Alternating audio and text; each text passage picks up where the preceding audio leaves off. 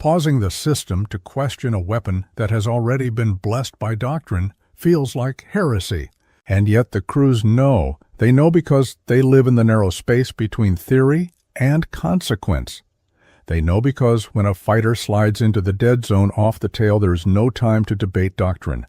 The gun either fires or it does not. If it does not, the bomber becomes a slow, predictable target. Formation helps until it breaks. When one aircraft falls out, the guns that should have covered it are suddenly covering themselves.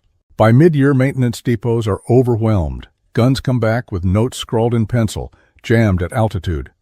Unknown cause, replaced components, return to service. The cycle repeats.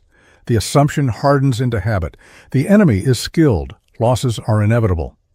The solution is more planes, more men, more production. Quantity becomes the answer to every question because it is the fastest answer available. But there is another way to read the data.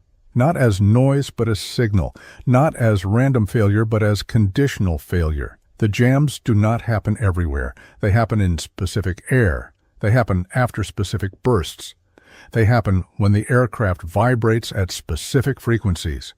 The gun is not betraying its design.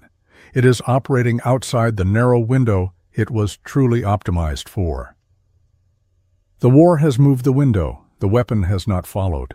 On the ground where the pace is slower and the noise quieter, someone begins lining the reports up side by side, not to excuse them, to compare them. She notices what others miss because they are too busy counting. The words change, but the circumstances do not. Cold, altitude, short burst, jam. She reads between the lines and hears a mechanical rhythm breaking down under stress. The gun is not failing randomly. It is failing predictably. There is resistance to this idea before it is ever spoken aloud. The Browning is a symbol. Symbols are not supposed to be questioned in the middle of a war. To suggest that the problem lies in lubrication tolerances or feed timing sounds small compared to flak and fighters. Small problems are easy to ignore, until they kill crews. By late afternoon briefings and midnight maintenance shifts, the war continues to grind forward. Bombers lift at 6:15 a.m., return at dusk if they return at all. Names are crossed off boards. New crews take their places. Somewhere between those two realities, the distance between production and survival narrows to a single question. If a weapon is trusted everywhere, what happens when it cannot be trusted in the one place it matters most? The answer is not going to come from the sky.